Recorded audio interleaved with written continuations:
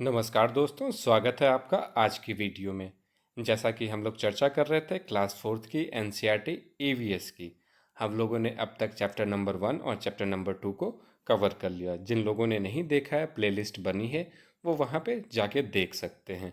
NCERT को इसलिए cover कर रहे हैं क्योंकि जो अपना सीटेट है वो पूरा एनसीईआरटी बेस्ड है, यहीं से क्वेश्चन पूछता है।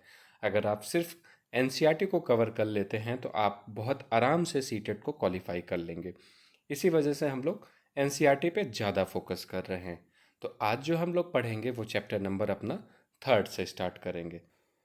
तो मेरा नाम है विशाल यादव और आप देख रहे हैं सक्षम एकेडमी आजमगढ़।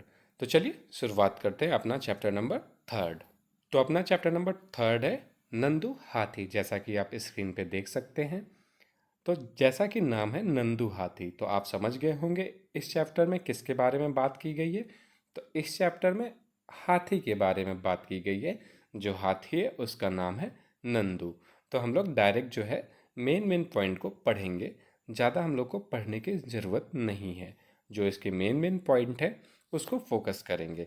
जैसे कि यहाँ पे दिया हुआ है, अध्यापक के लिए एक पॉइंट दिया गया है, उसको समझते हैं। नानी माँ, माँ की माँ, बच्चों से पूछे कि वे अपनी माँ को क्या कहते हैं। बहुत से लोग होता है नानी माँ बोलते हैं, अम्मा बोलते हैं, कोई कोई दादी भी बोल देता है, कोई कोई माई बोल देता है।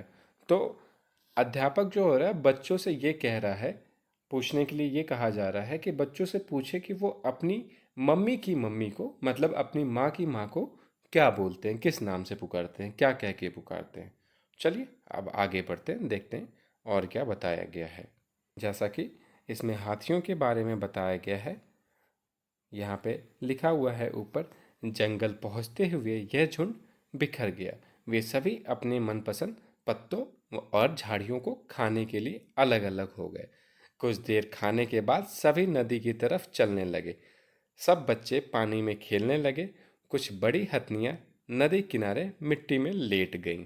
आगे देखते हैं इसमें क्या बताया गया। यहाँ हाईलाइटेड पॉइंट है जहाँ से बार बार क्वेश्चन, हर बार एक क्वेश्चन जरूर रिपीट होता है, तो इसको बहुत ध्यान से पढ़ें और बहुत ध्यान से समझेंगे। लिखा हुआ है, क्या तुम जानते हो एक बड़ा हाथी एक दिन में 100 किलोग्राम से ज़्यादा पत्ते और झाड़ियाँ खा लेता है। मतलब कि एक जो बड़ा हाथी होता है एक दिन में कितना पत्ते और झाड़ियाँ खा लेता है, तो 100 किलोग्राम मतलब 1 कुंटल। ठीक, ये क्वेश्चन सीधा सीधा पूछता है। फिर हाथी बहुत कम आराम करता है, यह एक दिन में केवल 2 से 4 घंटे ही सोता है। ऑप्शन में दिया रहता है कि हाथी कितने किलो का होता है, बड़ा हाथी जो होता है कितने किलो का होता है, 100 किलो का होता है। फिर दे देगा उसी में कितने घंटे सोते हैं, 2 से 4। तो ये सारे क्वेश्चन पूछे गए हैं और पूछे जाते हैं। तो जो एक दिन में हाथी होता है वो 2 से 4 घंटे ही सोता है। हाथी को पानी और कीचड़ में खेलना बहुत भाता है, उनको बहुत पसंद होता है। इससे उसके शरीर को ठंडक मिलती, किसके, हाथी के शरीर को ठंडक मिलती जब वो पानी में या कीचड़ में खेलता है। वैसे उसके कान भी पंखे की तरह होते हैं, जो उनके बड़े बड़े कान होते हैं वो पंखे की तरह होता है। गर्मी लगने के बाद या गर्मी जब लगती है तो हाथी जो होता है उसे पंखे की तरह यूज करता है, उसे हिला के अपने कानों को पंखे की तरह हवा करता है। तो यहाँ से क्वेश्चन हर बार सीटेट रिपीट करता ही करता है। ठीक है, आप पुराना पेपर उठा के देख सकते हैं। चलिए अब आगे बढ़ते हैं। यहाँ पे एक पॉइंट और दिया है, ये भी काफ़ी इम्पोर्टेंट है। यहाँ से भी सीधा सीधा क्वेश्चन पूछा है। नंदू तो सिर्फ 3 महीने का है, कितने महीने का, 3 महीने का, लेकिन उसका वजन 200 किलोग्राम है। तुम्हारा वजन कितना है, मतलब हाथी का जो बच्चा है जो सिर्फ 3 महीने का है उसका वजन कितना है, 200 किलोग्राम का। इस चीज़ को ध्यान रखिएगा। चलिए आगे बढ़ते हैं, आगे देखते हैं क्या बताया गया है। जैसे कि देखिए, ये नंदू हाथी हाथी बच जो हैं वो पानी में खेल रहे हैं, एक दूसरे को नहला रहे हैं। ठीक है, अब आगे देखते हैं आगे क्या है। मेन मेन पॉइंट को हम लोग समझेंगे। जैसा कि यहाँ पे पहले से हाईलाइटेड है, यहाँ से भी क्वेश्चन पूछे जाते हैं और पूछे गए हैं, तो इसे भी समझते हैं। तुमने पढ़ा कि नंदू हाथी अपने झुंड के साथ रहता है। किसके साथ रहता है, अपने झुंड के साथ रहता है। हाथियों के झुंड में केवल हथनियाँ होती हैं और बच्चे ही रहते हैं। कौन रहता है? सिर्फ बुजुर्ग हथनियाँ और बच्चे रहते हैं। झुंड की सबसे बुजुर्ग हथनी ही पूरे झुंड की नेता होती है। नेता कौन होती है? झुंड की सबसे बुजुर्ग हथनी जो होती है वो झुंड की नेता होती है। और एक झुंड में 10 से 12 हथनियाँ होती हैं और बच्चे होते हैं। हाथी 14 से 15 साल तक ही इस झुंड में रहते हैं। मतलब कि जब तक वो 14 से 15 साल तक के हैं तभी तक इस झुंड में रहते हैं। फिर वे झुंड छोड़ देते हैं और अकेले रहते हैं। नंदू भी जब 14 से 15 साल का हो जाएगा तो वह अपना झुंड छोड़ देगा। ठीक है। यहाँ से सीधा सीधा हर पॉइंट से क्वेश्चन पूछा गया, यहाँ से भी और जो ऊपर मैंने बताया वहाँ से भी। चलिए अब आगे देखते हैं आगे क्या बताया गया है। मेन मेन पॉइंट को अपने समझेंगे जहाँ से क्वेश्चन पूछे जाते हैं। ठीक है। चलिए आगे बढ़ते हैं, आगे देखें क्या दिखाया गया है। जैसे यहाँ पे दिखाया गया है हाथी की सवारी भी कर रहे हैं। ठीक है। चलिए अब आगे देखते हैं। यहाँ पे देखिए एक चीज़ और इम्पॉर्टेंट है, यहाँ से सीधा सीधा क्वेश्चन पूछता है और बार बार ये क्वेश्चन रिपीट होते हैं। सोचो और लिखो, बगुला भैंस पर क्यों बैठता है? ये जो बगुला है वो भैंस पे क्यों बैठा है? ठीक लिखा हुआ है। क्या तुमने किसी जानवर को दूसरे जानवर पर सवारी करते देखा है? अगर देखा है तो उसका नाम लिखो। चलिए इसका वजह जानते हैं। इसका वजन इसका वजह यह है कि जो भैंस के ऊपर बगुला बैठा हुआ है, भैंस के ऊपर जो कीड़े मकोड़े हैं, कीट है, उनको बगुला खा लेता है। उससे क्या होता है? बगुले को भोजन मिल जाता है और जो भैंस को होता है उस कीट से राहत मिल जाती है। इस वजह से जो भैंस होती है वो बगुले को अपने पीठ पे सवारी करने देती है। यहाँ से सीधा सीधा क्वेश्चन पूछता है इस चीज़ को। चलिए अब आगे देखते हैं।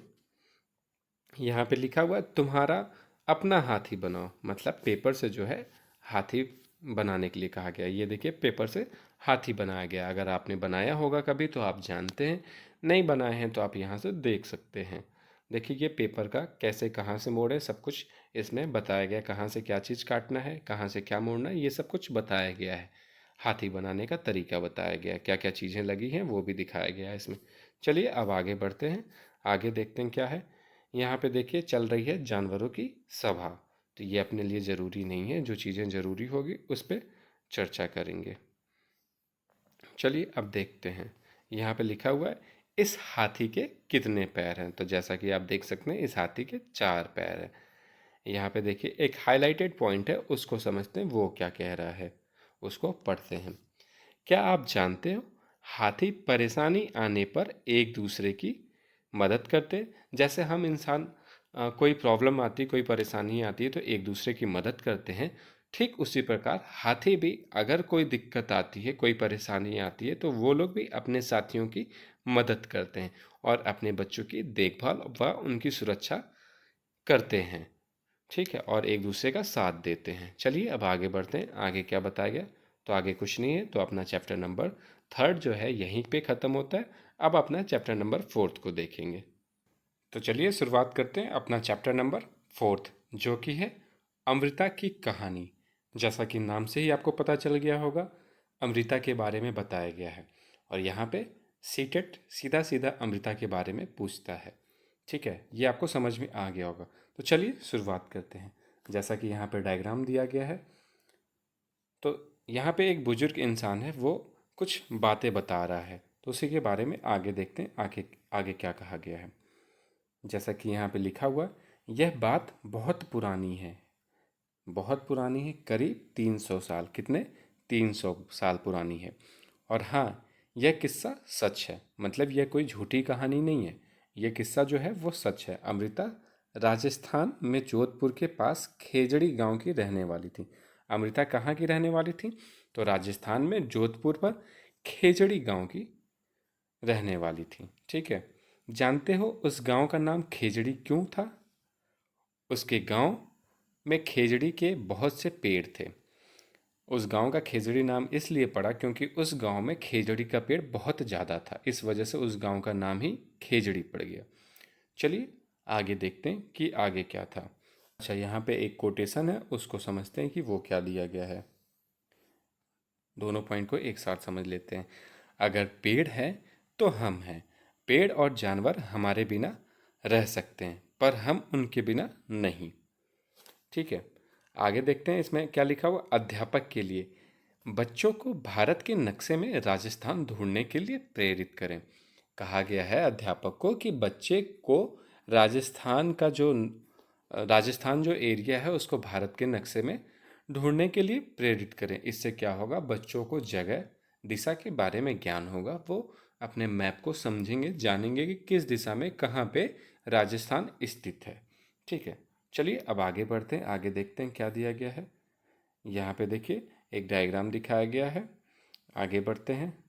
अमृता के दोस्त, ठीक है, ऐसा लिखा हुआ गया, लेकिन हम लोग अपना मेन पॉइंट देखेंगे, उसको समझेंगे। ठीक है, चलिए अब आगे देखते हैं क्या दिया गया है। पेड़ खतरे में है, यहाँ पे एक दिया गया है पेड़ खतरे में। जैसा कि देख रहे हैं आप, एक राजा है, वो कुछ लोगों से बात कर रहा है जो हाथ में कुल्हाड़ी लिए हुए हैं, और इनसे कह रहा है कि इनको लकड़ी की ज़रूरत है अपने महल को बनवाने के लिए, तो इनको जो लकड़ियों की ज़रूरत है वो लकड़ी काट के लेके आओ, किसी भी कीमत पे, बिना लकड़ी काटे नहीं आना है। चलिए इनको समझते हैं। समय बीतता गया, अमृता बड़ी हो गई। एक दिन वह अपने पेड़ों से मिल रही थी, तभी उसने देखा गांव में कुछ अनजान लोग कुल्हाड़ी लेकर खड़े हैं। पूछने पर पता चला कि राजा के आदमी थे। राजा के कहने पे वे लड़की के पेड़ काटने आए थे। चलिए आगे समझते हैं, आगे क्या बताया गया है। ये देखिए, यहाँ पे एक लड़की है जो पेड़ से चिपकी हुई है। ये लड़की, महिला वही है, कौन है, अमृता है। यहाँ पे देखिए, अब आगे देखते हैं इसमें क्या बताया गया। अमृता, यह सुनते ही अमृता के होश उड़ गए। उन आदमियों ने जिस पेड़ को काटने के लिए चुना, अमृता उस पेड़ से लिपट गई। उन लोगों के डराने धमकाने पर भी वह नहीं हटी। राजा के आदमियों को राजा की बात तो माननी थी, वरना उनकी अपनी जान चली जाती। उनकी कुल्हाड़ी के एक ही वार से अमृता के पैरों से खून बहने लगा। अब या तो ये मजदूर बेचारे राजा की बात मानते, अगर नहीं मानते तो इनकी जान वैसे भी जाती। इस वजह से इन्होंने अमृता को काफ़ी डराने धमकाने की कोशिश की, लेकिन अमृता नहीं डरी। उसके बाद इन्होंने उसके पैर पे वार कर दिया, जिसकी वजह से अमृता के पैर से खून निकलने लगा।